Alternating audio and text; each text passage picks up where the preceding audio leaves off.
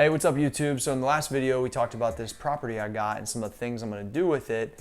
One of them is create a podcast studio. When John and I aren't together, we have to shoot, remote. And so I wanted to put together some things that create some inspiration from past and, to kind of get my juices flowing for content.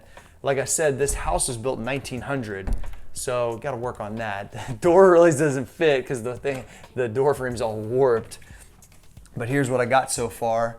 The other thing is we're working on this lighting too, which is kind of sick. And I'd like to go piece by piece and kind of show you guys the reasoning behind why I put these up. So first off, I don't know how much you gotta talk about this, but this is from the Two of America's Most Wanted video. Or shortly after that, they did some stuff in Vegas. Is one of those two times. But Snoop and Pac. This is a poster I had in my gym at my house. But Tupac, I've gained a lot of motivation from just because he was popular, in the late '90s, and a lot of those songs just about coming up was huge for me when I was living in that trailer. Down here we got the West Side poster, which I had a ton of just inspiration from learning from Louis Simmons and all the guys from West Side Barbell about training over the last decade plus.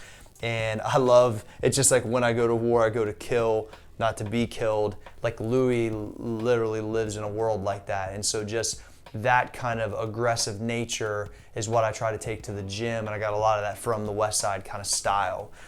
This is actually a slate, handcrafted max effort thing that my grandparents' neighbor made for me, which is really cool. And because of the way this old room was set up, having this random door right here, I figured that'd be kind of a cool thing to set up.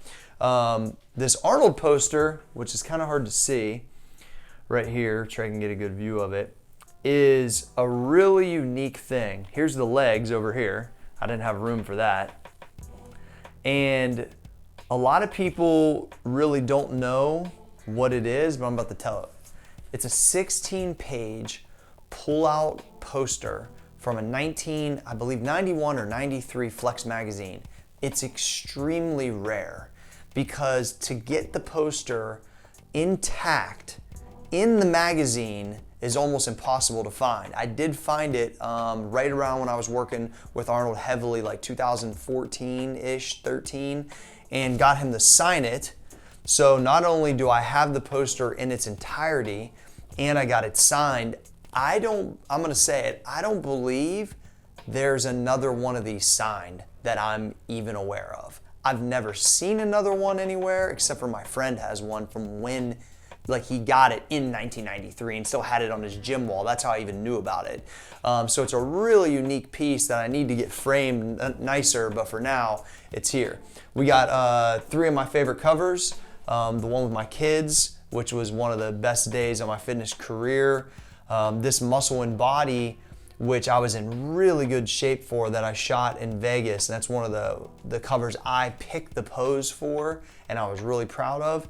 And this is from my boy Terry Friendo up in Canada. And the reason why I like that cover is because that is the classic Men's Health kind of black and white look. And even though it's Inside Fitness in Canada, it's the most popular fitness magazine in Canada. But when that came out, that's how I envisioned myself when I went out for this kind of journey. That's kind of dumb to say journey. I always hate when people say that. But at the end of the day, when I was embarking on this idea that how I would view myself, this happening, I could have never even dreamed of having my kids on there. This I was really proud of, just the way my conditioning came in, and this was just what I saw in my head one day as that Men's Health type of look. The Masters flag here is from 2015 when I worked with Tiger Woods. Tiger doesn't sign a lot of stuff. That was really cool after the interview, getting that signed from Tiger and following him around at the 2015 Masters, which he was competitive in, which was cool. Here's the first sack ever produced for Max Effort Muscle. Now, for a lot of you guys that aren't aware, we ship all of our supplements in these burlap sacks. It's a unique thing, We had over 1,000 pre-orders when we launched. No one knew this is how it came to your door. So the amount of social media pop that came from these showing up, not in a box, but in this burlap sack was really cool. And I wanted to put that really close to where the camera angle is, because this podcast was birthed about the same time as Max Effort. We were taking people through the podcast, through the process as we were creating that business. And I think that had a lot to do with the success of Business and Biceps, because we're explaining, and we still do that at Business and Biceps, real-time stuff that we're building, not like some shit we used to do. And yeah, we touch on stuff we did in the past, but at the end of the day, it's having shit that we do right now. Over here, we got the pumping iron, which is, you know, the most classic bodybuilding. This is Ed Corney. So Ed Corney just passed away this year. Ed Corney was one of Arnold's favorite lifting partners. And Ed was about 10 years older than the rest of those guys. And he just had another gear. And Arnold told me personally that whenever he got ready for the last two Mr. Olympias, Ed was his primary training partner in the evenings, because Franco basically was already in such good condition. He usually only trained once a day, where Arnold trained twice a day. And Ed was his evening training partner, and he said he just had a bunch of freaking oomph on him. And so he was like, Ed was a real one, and he really enjoyed training with him. This is some of my baseball and basketball card collection, and I have a bunch of different ones, but these are some of the ones I just wanted to throw out there, like having Roger Maris the year he hit 62, and then Elway rookie, Henderson rookie, Dion at Florida State, Kurt Schilling minor league, like just a couple cards to kind of represent. That's like the first hustle.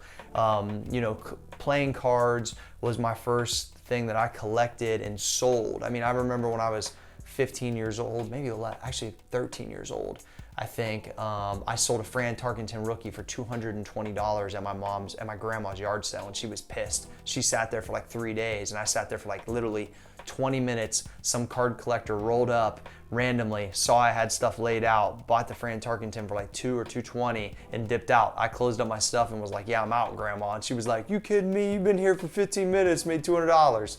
And so that kind of represents the first hustle.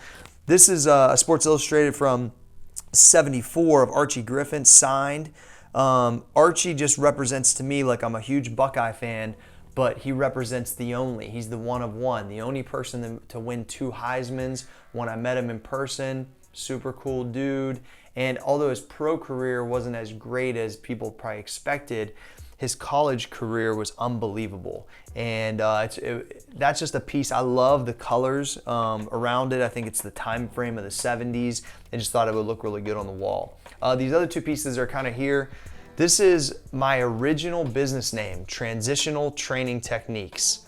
What does that mean? Not really so sure, but I had to come up with it when I was at Columbus State. And it ended up being T3 Personal Training, because that just makes more sense to say than I would answer the phone and say Transitional Training Techniques, and it just was way too much. But Rachel made this for me when she was my girlfriend. She used to work at a bookstore called Long's Bookstore on High Street. They don't even have it anymore. I think there's a bar there now or something.